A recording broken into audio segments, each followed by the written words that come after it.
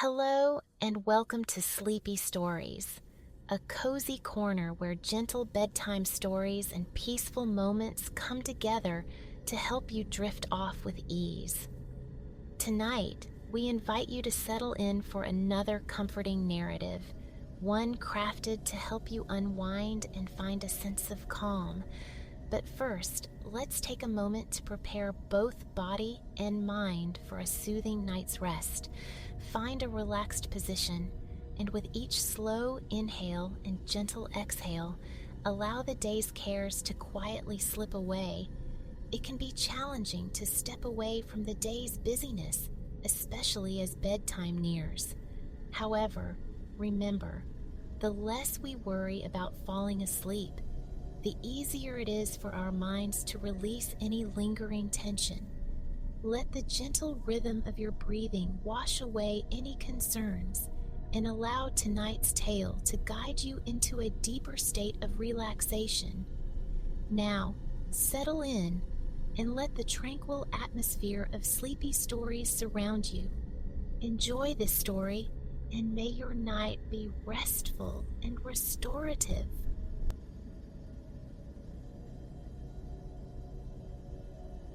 We venture first into a wood, undeniably lovely, yet imbued with a certain strangeness, a palpable enchantment. Let us journey there, uncovering the singular beings who claim this arboreal sanctuary as their own. Deep within a numinous forest, where emerald ferns and violet asters punctuate the luxuriant undergrowth, creatures of myth dwell. Their residence is a clandestine garden nestled amongst fragrant blossoms and venerable trees, its threshold concealed by a colossal drape of oscillating ivy. Here, towering blades of grass embrace the moss-laden earth, ascending ever higher until they weave a canopy all their own, rendering the arched portal to this secret domain nearly imperceptible, precisely as its inhabitants prefer. Yet, despite their meticulous seclusion, adventurers and seekers have occasionally breached the garden gates, drawn by whispers of its legend, having somehow circumvented the vigilance of the mythical sentry stationed there. This guardian, Ethelgard of the Secret Garden, possesses the visage of a feline, the magnificent pinions of a falcon, and the powerful frame and tail of a lion. Its eyes, large and protuberant, hold irises of burnished gold surrounding almond-shaped pupils, black as oblivion. Though armed with formidable teeth and claws meant to deter intruders, this particular sentinel is remarkably gentle, incapable of harming even the smallest insect. Its placid nature and kind gaze belie an arcane power. It could, if provoked, weave enchantments compelling humans to forget their very names. Ethelgard stands as one of the earliest entries in the forest's bestiary, the Codex Silvestris. This leather-bound volume, its cover graced with gilded cursive script, rests protected beneath a glass cloche upon a stone plinth within the rose garden. It meticulously catalogues the diverse denizens, their arrival times, unique abilities, and current responsibilities. Ethelgard's designated role: Guardian of the Gate. Beyond the cascading ivy veil, the arched gateway is lavishly adorned with blossoms shaped like miniature hearts in hues of pink and white. Forged from wrought iron into elaborate configurations, the gate itself is a tapestry of intricate patterns, depicting a sylvan fable of rabbits, foxes, and deer cavorting amidst twining vines and flowers. While on duty, Ethelgard assumes its preferred posture, prone, forelegs extended, hind legs tucked neatly at its sides.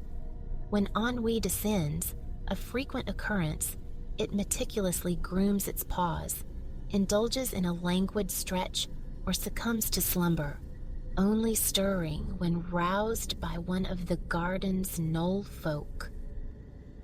Now, the knoll folk of the secret garden, though diminutive in stature, lead lives filled with significant undertakings. These diminutive horticulturists, identifiable by their weathered complexions, snowy beards, and conical caps, are the dedicated custodians of this hidden realm. They inhabit a quaint hamlet just past the gate, a place defined by oval flower beds and soaring evergreens. Dwelling within hollows at the base of ancient trees, their leisure hours are often spent knitting substantial sweaters and socks from yarn they diligently spin from bamboo grass fibers. The knoll folk labor tirelessly, ensuring the flourishing vitality of their cherished garden.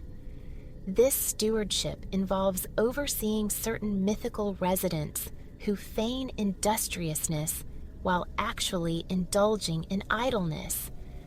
The Glimmerwings exhibit a particular penchant for repose over responsibility. These fey, elf-like beings reside in an adjacent meadow where larkspurs gleam like azure constellations.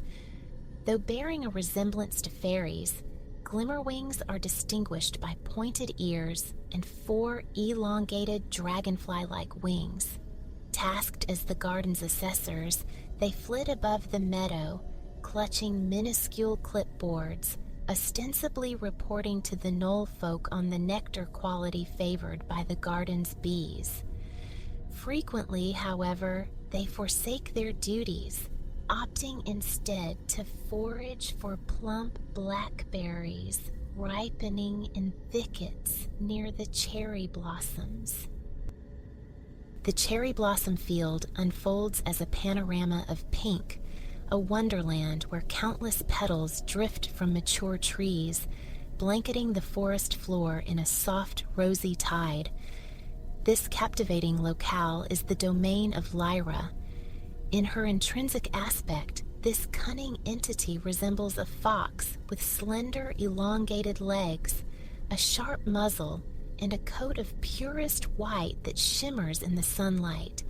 Yet, she often adopts other guises through shape-shifting, sometimes masquerading as a knoll folk, much to the genuine annoyance of the actual little gardeners.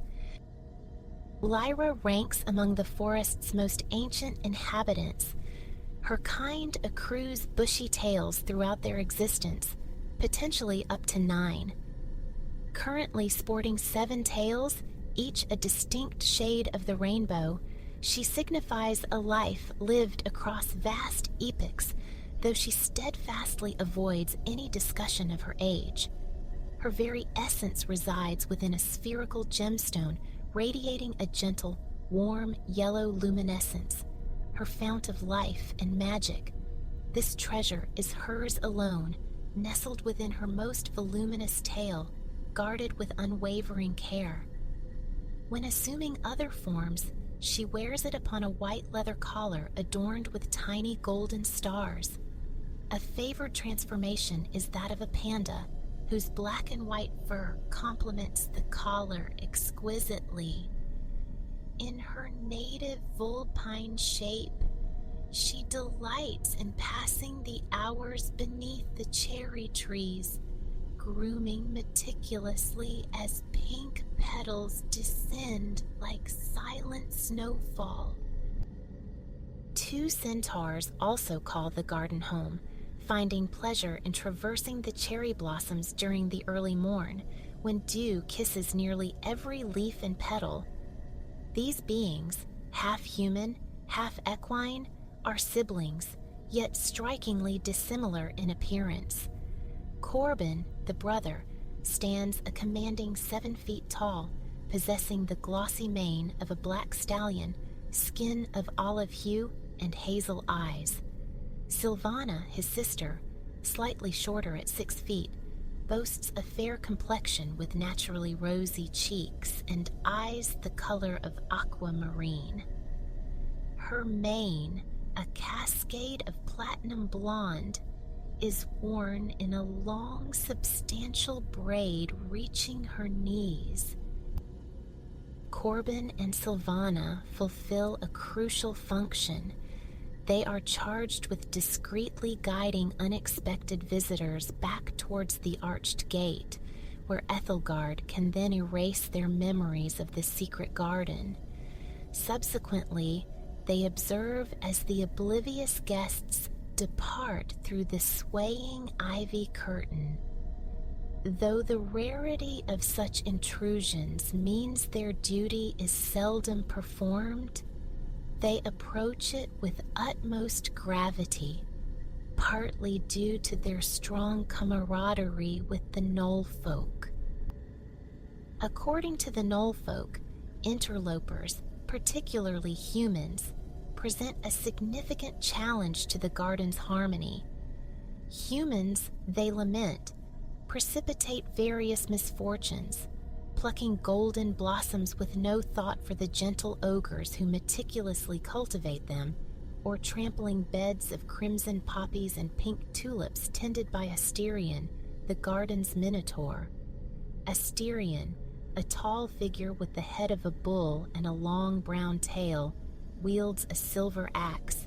He invests considerable effort in nurturing his floral displays over many seasons, and sighs profoundly when careless feet tread upon them. The Knoll folk find it perplexing that some of their mythical companions share lineage with humans, yet those creatures possess a deeper understanding, recognizing that most humans are driven by curiosity rather than malice. Some Knoll folk privately question whether the docile Ethelgard remains suitable for gate duty, musing if Asterion himself might prove a more effective deterrent against outsiders. To deliberate on this matter, the Knoll folk established a council of elders, which occasionally convenes within a circular clearing amidst a field of daisies. On this day, the question of Ethelgard and its role is revisited. One Knoll folk elder, her pointed hat pulled so low it obscures her eyes, argues that Ethelgard is no longer fit for the position of gate guardian. Her attire, a white dress, yellow belt, and green hat, perfectly mirrors the colors of the surrounding daisy field, prompting quiet speculation among her peers about whether this sartorial choice is merely fortuitous. This elder contends that humans have begun to decipher the ways of sphinxes, exploiting their known inability to resist posing riddles.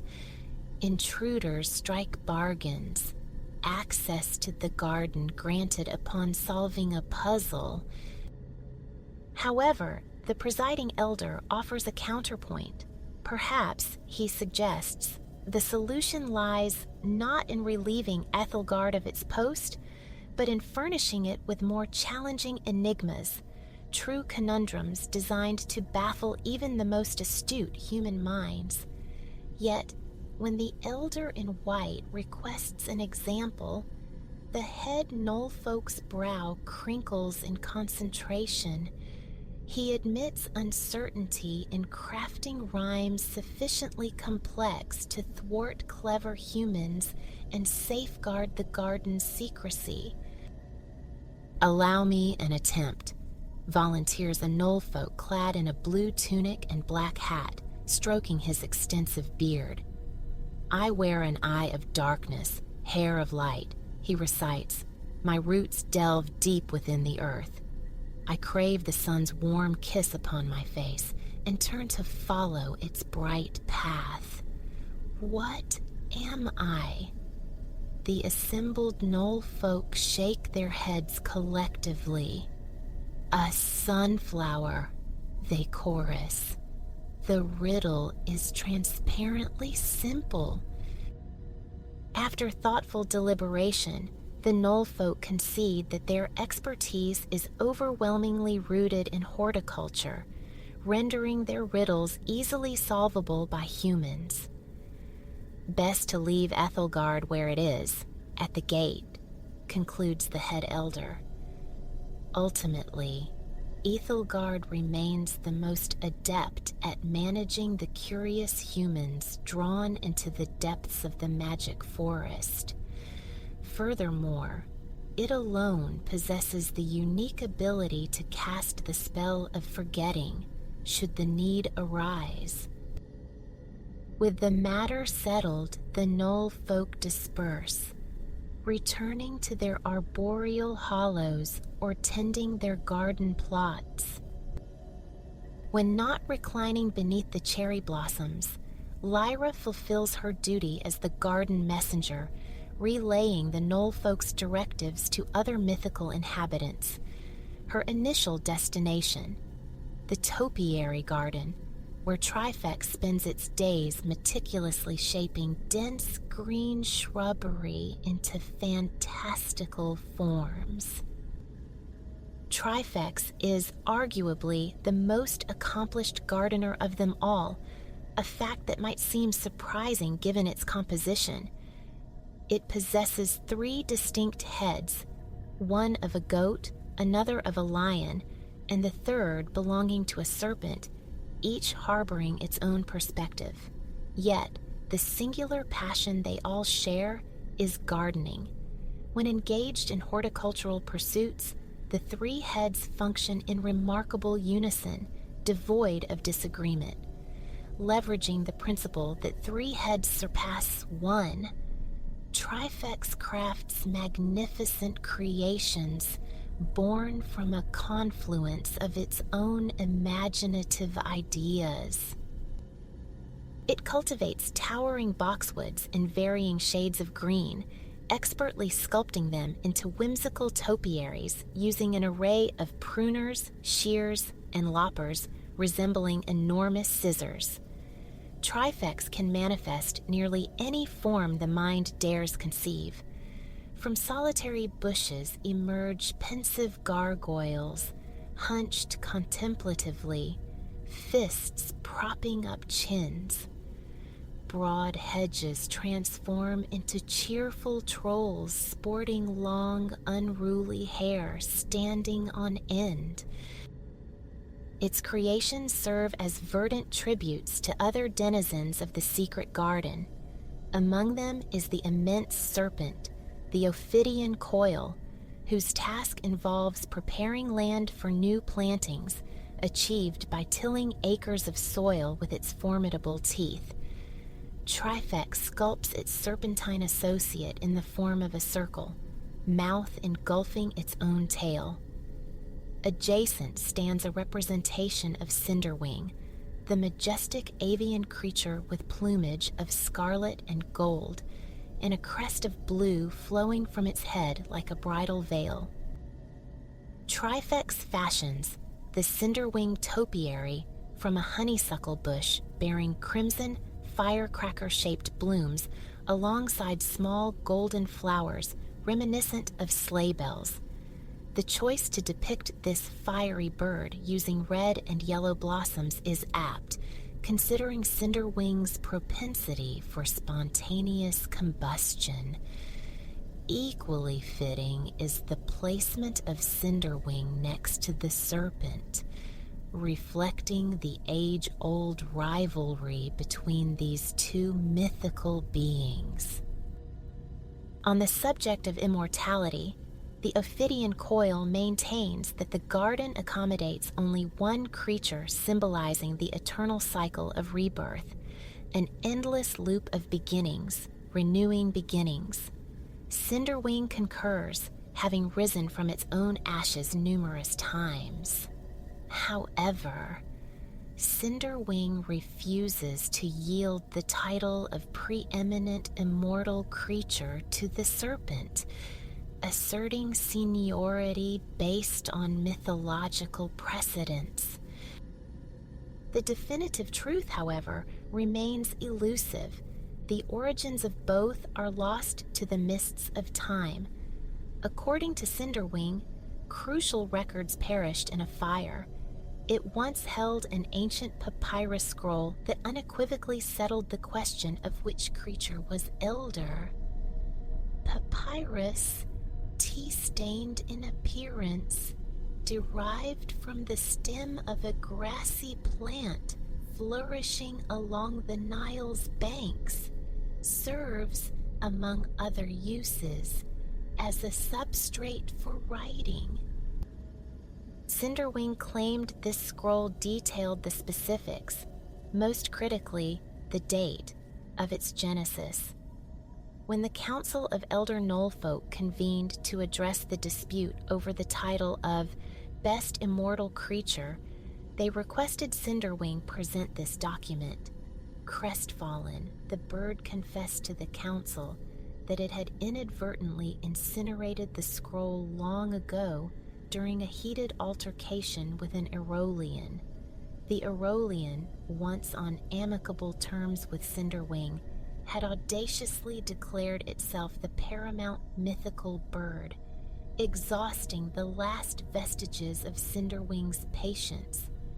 Unable to contain the inferno rising within, it erupted in flames, accidentally consuming the precious scroll clutched in its talons. How, Cinderwing argued, could an Aeolian possibly deem itself superior to a phoenix? Griffins, after all, are composite creatures, part eagle, part lion, not purely avian. Admittedly intelligent, Cinderwing conceded to the council, a trait proudly displayed on their eagle-like faces. They possess strength, too, with the muscular physique of a lion and sharp talons. But this does not constitute avian greatness, Cinderwing asserted. A phoenix embodies eternal life. What could possibly surpass that? What of a serpent capable of living forever? Interjected the head Knollfolk during the council meeting, gesturing towards the Ophidian coil, which had been silently encircling the assembly. Thus, with proof of its origins lost to a self-inflicted conflagration, Cinderwing consented to share the title of Best Immortal Creature with the serpent, contingent upon the Council of Knollfolk formally acknowledging the mighty Cinderwing as superior to the Aeolian. Agreed, declared the Council of Knollfolk, and the matter was concluded. As twilight deepens, most creatures conclude their labors in the secret garden, winding down as the sun dips below the forest's edge. Yet, for 2 inhabitants, the late shift is just commencing.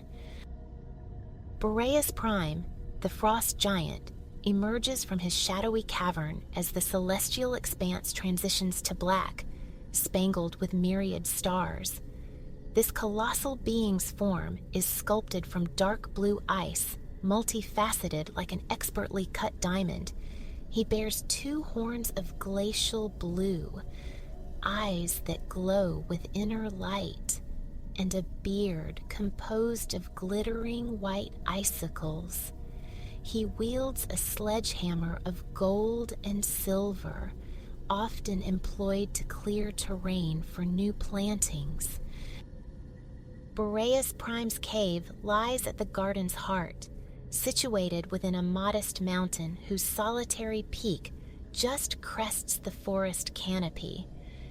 It provides the ideal vantage point for fulfilling his duties as senior irrigation specialist, a title he holds with immense pride.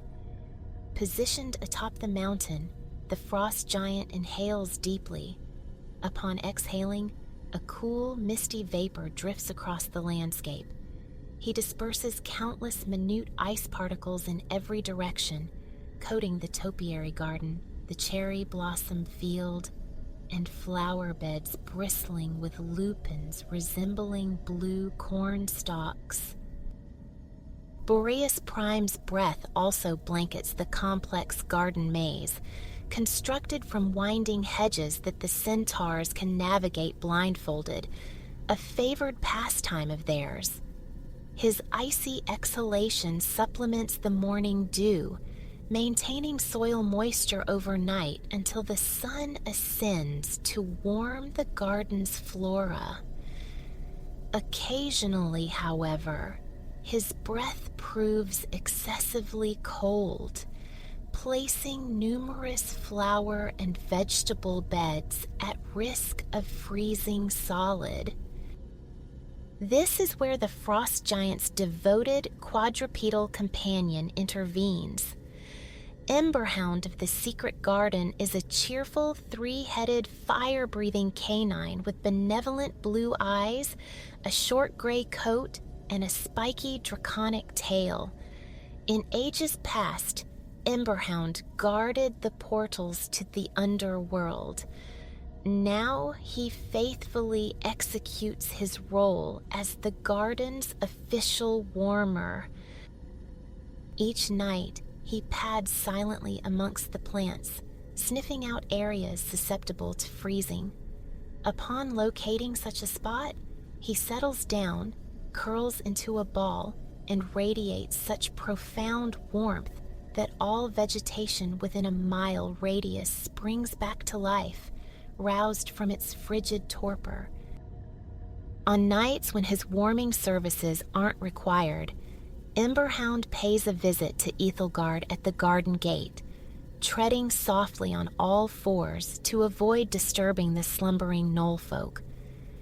Emberhound and Ethelgard forged a strong bond, rooted in their shared interest in guardianship. The three-headed dog, after all, possesses considerable expertise in security, having protected the underworld's gates for millennia. The two companions converse beneath the arched gate, the crimson flowers above now rendered gray by the moon's ethereal glow. Ethelgard rests in its customary pose, forelegs outstretched, hind legs tucked. It then voices a fresh riddle coalescing in its thoughts. I sound akin to where roses and daisies might repose, it murmurs. Here, it's not humans counting sheep, but dandelions, daffodils, and mythical folk like you and me. What am I? Emberhound offers a wide, three-headed grin. A flower bed, he replies. As the two friends talk deep into the night, the secret garden beyond the gate sleeps peacefully beneath the star-strewn sky.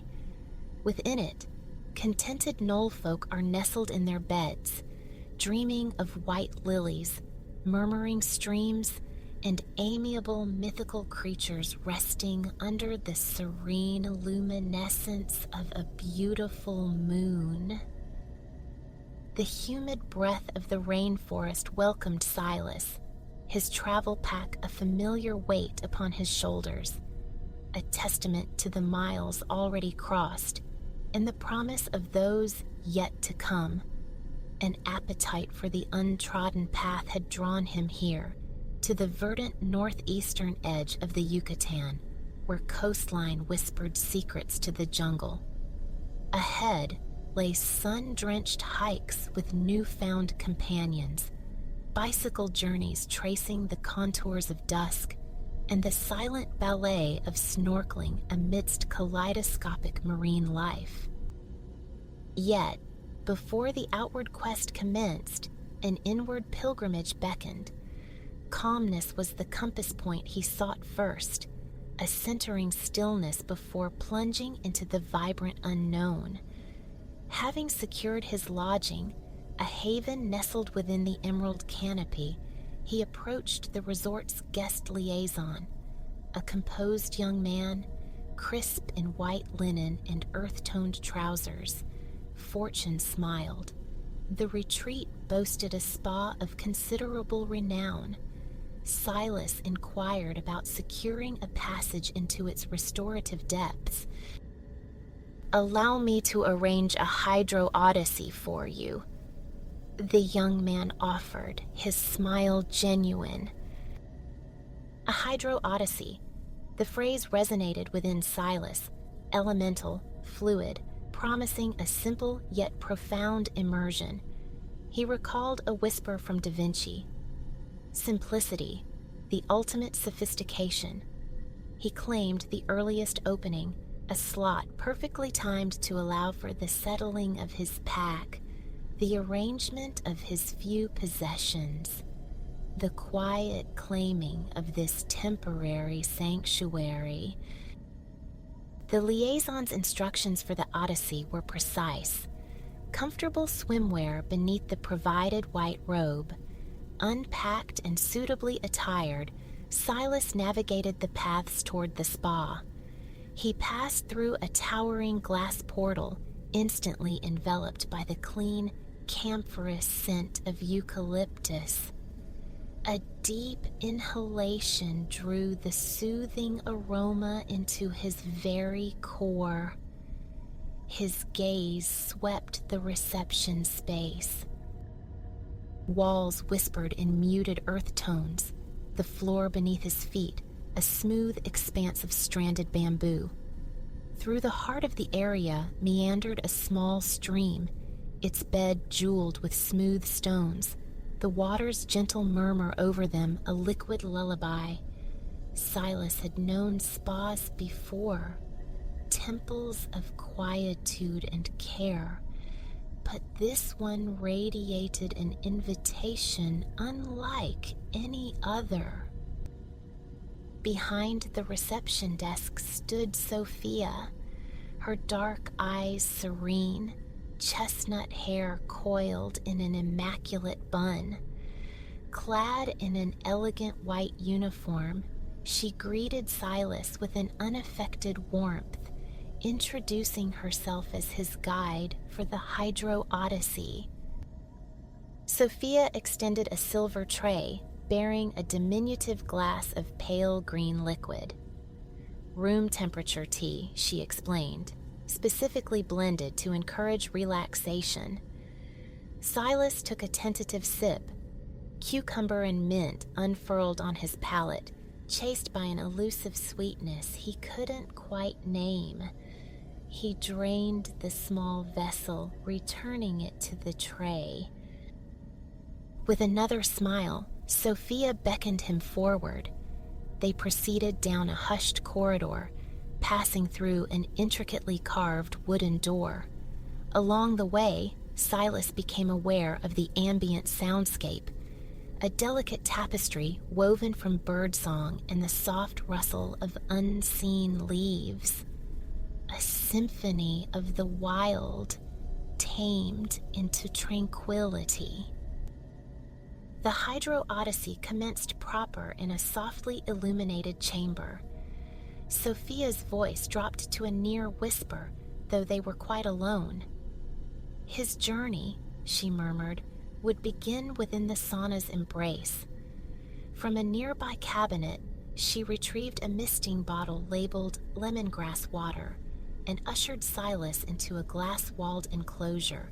Cedar planks lined the interior, their fresh, woodsy perfume rising to meet him. 3 vacant benches awaited.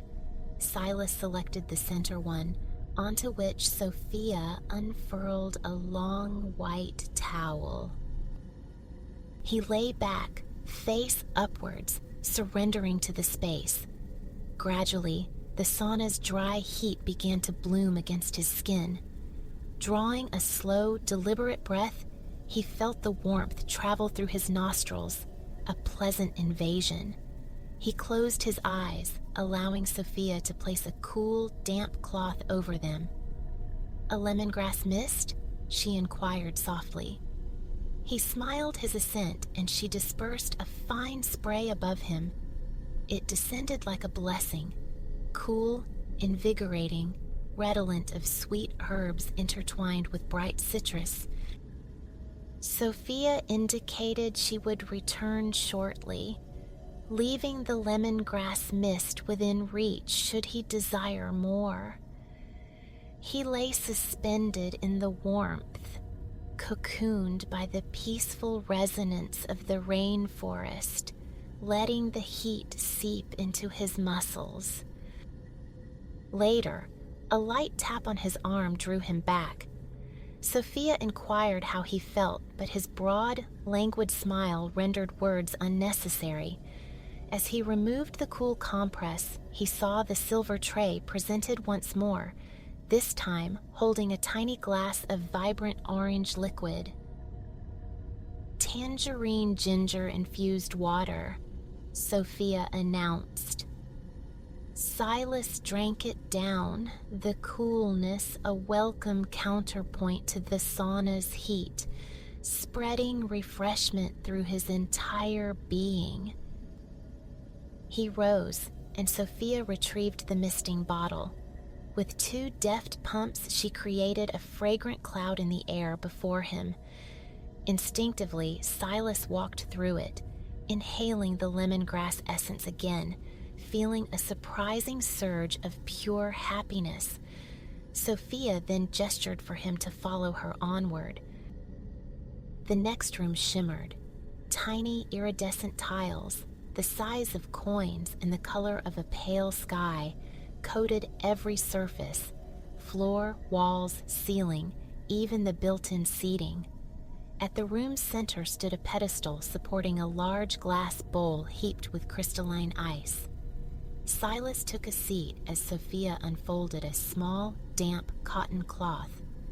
Placing it beside him, she scooped a handful of ice, cradling it gently before depositing it in the cloth's center. She folded the corners inward, twisting the top closed. The resulting bundle reminded Silas fleetingly of foil-wrapped chocolates.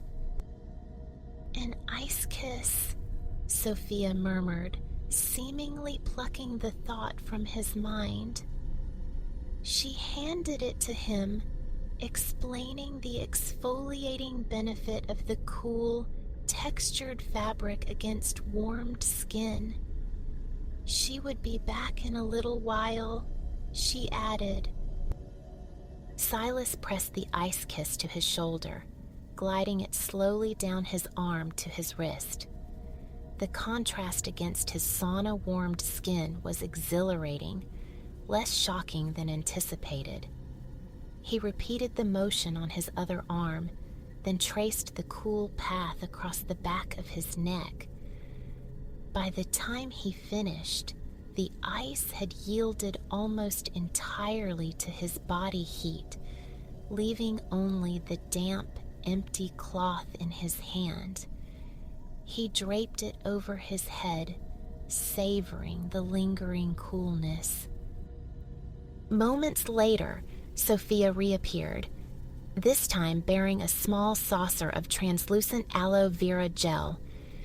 She encouraged liberal application, and Silas smoothed the cool balm over his arms and neck with both hands, a soothing contrast to the cloth's texture. After granting him a few more solitary minutes, Sophia returned, silver tray in hand.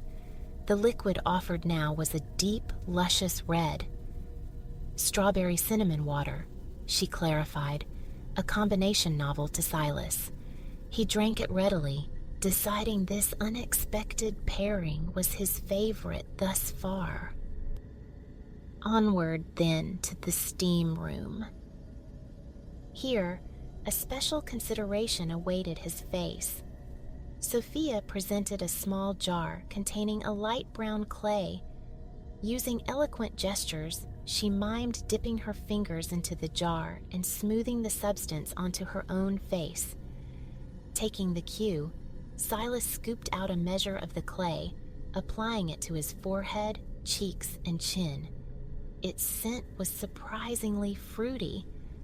Pomegranate, Sophia explained, rich in antioxidants, hence the fragrance, blended with sea kelp, which lent the paste its distinctive hue. As the mask began to settle onto his skin, Silas mused,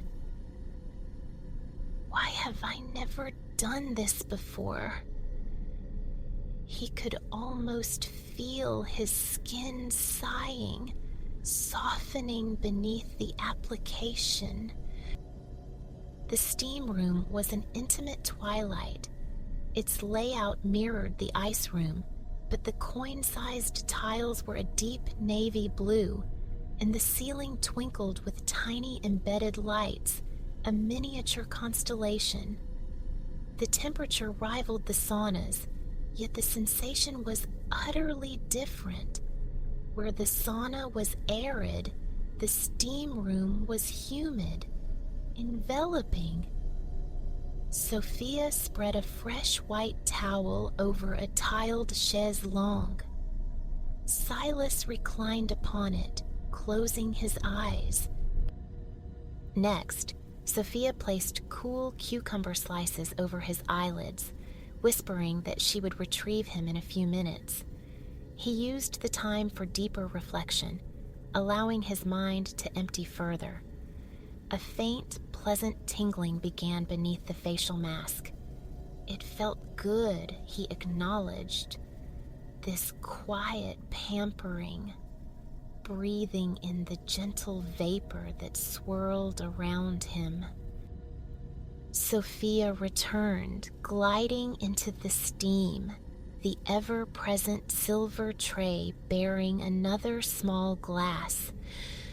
Pink this time, a delightful hibiscus lemonade. Once the glass was empty, she motioned him onward once more. They entered a room tiled entirely in pristine white. Overhead, spaced several feet apart, hung two large rainfall shower heads, each accompanied by a dangling beaded metal chain. The left shower, Sophia explained, offered an invigorating coolness. The right, a comforting warmth. He needn't choose, she assured him. He could, and indeed should, experience both. The cool cascade was perfect for rinsing away the aloe and the clay mask, while the warm shower felt like a liquid embrace. So comforting was it that Silas lingered, savoring the heat without pressure. There was no hurry. Sophia waited patiently outside. Post-shower, Sophia offered a small glass of delicate peach tea alongside a soft cranberry orange cookie. He popped the treat into his mouth, a single bite exploding with flavor, unexpectedly potent for its size. A childlike grin spread across his face, a fleeting memory of his grandmother's holiday baking surfacing warmly. Sophia smiled back, understanding dawning in her eyes before indicating the next transition. This penultimate chamber was the smallest yet. Yet it seemed to synthesize the best elements of the preceding spaces. Cedar planks formed the floor, echoing the sauna. In the room's center rested a tiled lounger, reminiscent of the ice room, but this one gleamed in a lustrous beige. The ceiling held the same starry constellations as the steam room, and the ambient temperature felt utterly perfect. Sophia placed a dry towel upon the lounger. This chaise was shaped differently, contoured, she explained, with zero gravity principles in mind, designed to alleviate pressure points, particularly in the lower back. Silas knew the ritual now. He lay down, immediately sensing a pleasant warmth radiating upwards. The tiles themselves were heated. Sophia gently placed a delicate lavender-filled pillow across his eyes and began a soothing scalp massage that lasted several minutes. Finally, she draped a light, soft blanket over him, whispering her promise to return later. In this stillness, Silas felt his body descend into a profound state of relaxation. He rested his hands just below his chest, fingers loosely interlaced, melting into the lounger's contours. A peculiar paradox emerged. He felt simultaneously heavy, anchored, yet utterly light, almost buoyant. For the first time in recent memory, his mind was a clear pool, reflecting only tranquility. Peace wasn't just imagined, it was felt. Grateful for an empty evening schedule, he allowed himself to fully surrender, savoring this unhurried time. He wished it could stretch indefinitely. Lying there, his only task was to breathe. In, out. Every muscle fiber seemed to have relinquished its tension. Even his toes felt utterly relaxed. As minutes drifted by, Silas sensed a deeper letting go, a detachment from the everyday hum, sinking further into the lounger's embrace. He drew a full breath, feeling his chest and abdomen expand, acutely aware of the rise and fall, the simple mechanics of being. The subtle soundtrack of chirps and rustling leaves played on, a backdrop to the perfect quiet within. He sank into relaxation deeper than any he had previously known. Sleep beckoned from the edges of his consciousness, but he didn't succumb entirely. Instead, he hovered in a liminal space, awake yet profoundly restful, a cozy hibernation. He welcomed this dreamy daze, luxuriating in it. The birds continued their gentle chorus. The leaves whispered their secrets. He focused on these sounds, on his breath, on the subtle perfume of lavender from the eye pillow. No thoughts intruded, only serenity. His chest rose with another deep, slow breath, then fell. Stillness. A profound happiness settled over him, calm and complete in this cherished moment. Breathing was his sole occupation, in and out. Eventually, Sophia entered, her presence barely disturbing the quiet. She touched his shoulder gently, inquiring if he was awake. 2 minutes more, and sleep would surely have claimed him. He grinned, the simple act awakening his facial muscles, signaling his readiness. With one hand, she lifted the lavender pillow. In the other, predictably, rested the silver tray. This time, it held a small ceramic cup of fragrant green tea alongside a granola square enrobed in dark chocolate. She offered them as she explained they were approaching the final chamber. Silas nodded, savoring the final treats, delicious as all that came before. En route to the last room, Sophia described it with quiet enthusiasm. It housed multiple pools, and this phase of the Odyssey came with an indulgence. Unlimited time. Silas's eyes widened slightly at this news. He could, she elaborated, spend the remainder of his day there if he wished. Stepping into the final space, Silas beheld 3 distinct pools, each unique in temperature, form, and features. A playful light entered Sophia's eyes. "It is like the old fairy tale," she confided, seeing his curiosity piqued. "Some find the plunge pool too cold. For others, the whirlpool is too hot.